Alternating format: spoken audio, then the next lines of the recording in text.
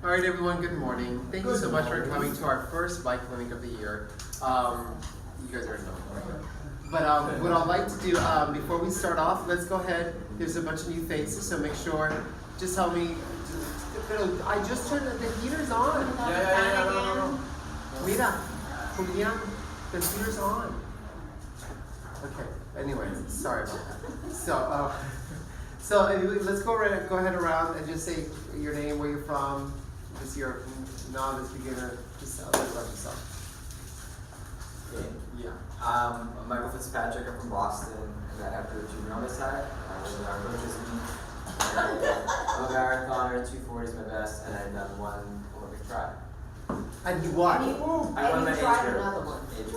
And I tried to do Key West, but Yes. the weather won. You have to go. I'm Joel, and I'm a rookie this year. You're not a rookie. Well, I've only done Yeah, 7.3. exactly, you're not a rookie. Clydesdale athlete. I'm going for Ironman Arizona this year. Woo! I'm Liliana, and I am a beginner, but I signed up for Augusta this year. This will be my first one. And that's it. Wendy from Brooklyn, and I'm a beginner all over again. No. She's an Ironman. She took a hiatus. Anna, forever here. Wendy? Wynn McFarland, been a Hector 8-9 years, and Yeah. kind of go up and down depending on my involvement. But I'm back to do a 70.3 this year. I'm Pat. I'm signed up for Augusta. I'm the second oldest in the club. Trying to catch up, are you? I'm Jennifer. I'm signed up for 3 halves this year. Haines City, 70.3 in Kona, and Augusta. So, and I've done 1 Ironman. I'm Kim Hutto. I've done 2 Ironmans, but I'm here today as a beginner. I've taken a hiatus as well. I'm looking forward to get back. I have signed up for nothing. So. I'm gonna say Rachel, don't worry.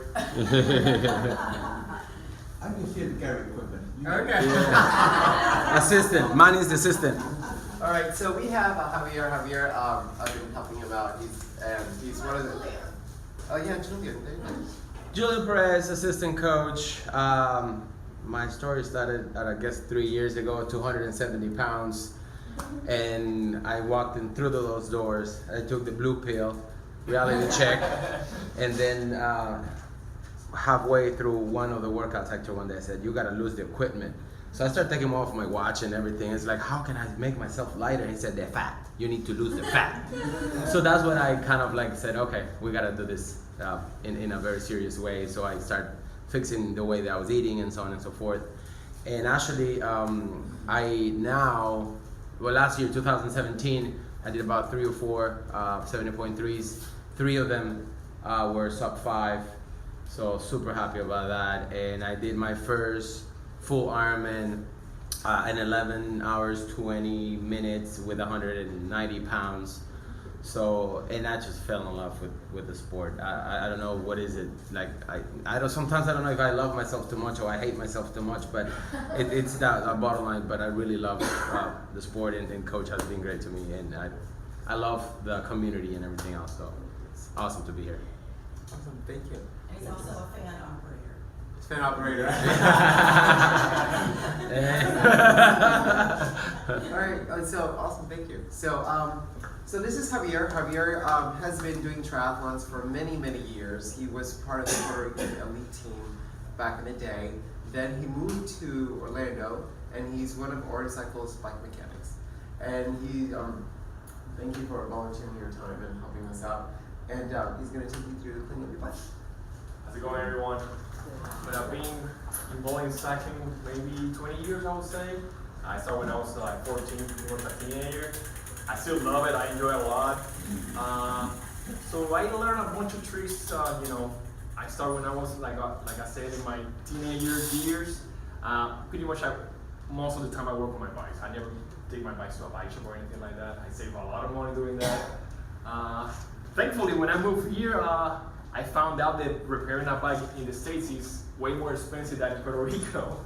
For example, a bike like this for a tune-up, it will cost maybe to replace cables and bar tape, maybe clean the bike runs around close to $100. If you know how to do simple stuff like this, you will save a lot of money. Traveling sport is an expensive sport, you know, in between equipment, training, and traveling. You guys know where I'm going. For example, when a safety check on a bike like this, the first thing that I will go through will be start from the front of the bike towards the back. So for that, I will put the bike on the floor. It's way easier. Then before a training ride or an event, I like to check if my front wheel is tight or my cockpit is tight or my headset is tight. This is the headset. We'll have a bearing down here and another bearing up here. And to make sure that the cockpit is tight, I just grab the front brake with my left hand. Then I move the bike forward and backwards. Then I will put my other hand over here. This is the spacers steer to the frame of the bike. Put my hand over here, move the bike forward and backwards. If I don't feel any play, the headset is good to go. Another test that you can do will be on top of your bike, handlebars, do this. Feels pretty stiff. Another one that I like to do is check the bearings in the hubs. Maybe if you've been riding a bike for more than 2 years, you might have some play in the front wheel. Same technique, grab the front brake, hold the wheel, then I will perform side load on the front wheel. Like this.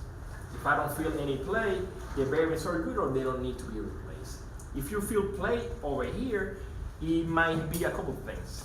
Or the skewer is loose, or the bearings are in bad shape, or maybe the axle down here needs to be adjusted. If you feel something loose on the front wheel, or if you do this and you feel play, something's going on, or maybe with the headset, or maybe the wheel. Question with that? I was going too fast. Where are the bearings? Are they- The bearings are going to be inside. You do have two sets, one on this side and another one on this side. On the headset, you got two, one on the bottom over here and another one on top. Then if you jump to the bottom bracket area, it will be back here. You will have two, one on this side and another one on the other side. This is the next step that I go on a bike. If I feel that my bottom bracket is giving me issues or funky noises, I just go on top of the bike. Then I try to create side load compared to what I did with the front wheel. So I try to do this. If I don't feel any play, the bearings here are tight or the bottom bracket is correctly tight. If you need to adjust it, non-dry side, you will have a 8mm Allen key, and this fella goes to 40 Newton meters. That's like 350 pounds of pressure. You will need a special tool to adjust that. Most bikes should have it. If you travel a lot racing, I would recommend to have a torque wrench. We have these ones. With this one, you can pretty much adjust the stem, handlebar, seat clamp, idle bars. For this one, you will need a bigger one. But in a travel, when you travel to another race, you don't disassemble the crankset. You pretty much take the wheels out, handlebar out, pedals, and seat poops. This one is a pretty simple one. It goes up to 50 Newton meters. It's a power tool. This one is around 60, 70 bucks. And I can adjust it from 3 Newton meters up to 15. So pretty much work with, like I said, idle bar, stem, and seat clamp. Yeah. Something that happened to a friend of mine, just to mention, sorry to interrupt, Javi. It's that remember that it's all carbon fiber, right? The bike. And if you tight some of the things way too hard, you could break the bike. And there is no solution for that. So be very careful, especially for instance, a friend of mine did it with the seat, right? He tied it too hard and it created a crack on his bike. So yeah, imagine if you're in a race in a, I don't know, different country or maybe in a different state that you have a bike shop nearby and you broke something on your bike. It's not the ideal situation. What else? Saddle. How do I check the saddle if it's tight or not? I grab the saddle on Then also the side of my left hand like this, then I try to apply pressure like this.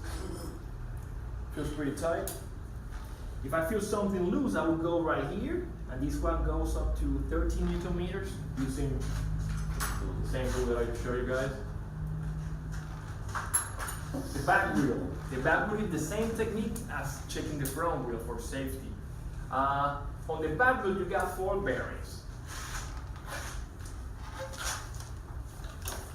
You will have 2 on the hub, this is the hub, 1 on this side and 1 over here, and 2 on the free hub body, that will be 1 here and 1 down here. You don't see it because we got the gears on the back, so we have to disassemble that part. I'm going to show you guys later how to do it. But it's pretty much the same thing. I grab the bike by the saddle, back wheel, then the side load. Do this. If I don't feel any play, the skirt is tight enough, or the axle is pretty tight, or the bearings are in good shape. Will you say that that one is okay? Oh, that one is legit. Okay. Another thing to check if your bearings are bad or not, just spin the wheel. If you do that, and I put my hand over here, if I feel a lot of vibration, that means that the bearings are bad. If you don't feel any vibration, any movement or tiny little movement, the bearings are pretty good. And this one seems pretty good. I don't feel anything. So, good job. I have a question. If I bring my bike into on-site, which I've done before, and pay for one of those tune-ups, is this what they're doing? Are they doing all of this? Oh, that depends. For example, they have the basic tune-up over there is 45. Yeah. On that one, it's just adjustment on the brake and adjustment on the gears. If you jump to the $70 tune-up,